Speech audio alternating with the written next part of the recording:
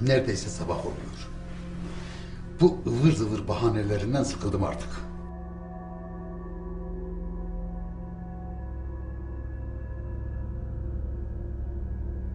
Eğer gitmek istiyorsan gidecek zamanın var. Babanın evi o tarafta, hadi!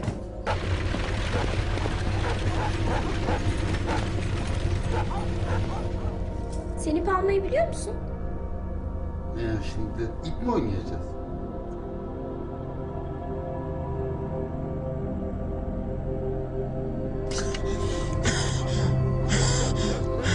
Sevgilisini kurtarmak için kendisini ölüme gönderiyor.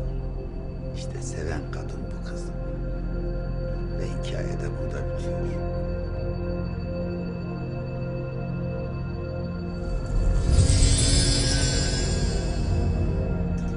Anamı babama verdiklerinde senin çağlarındaymış. Öyle 13-14.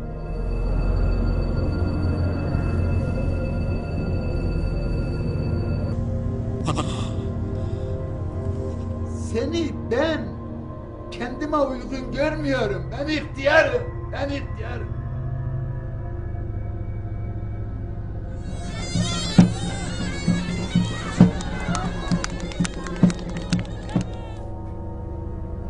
Bıyıklarından korkuyorum.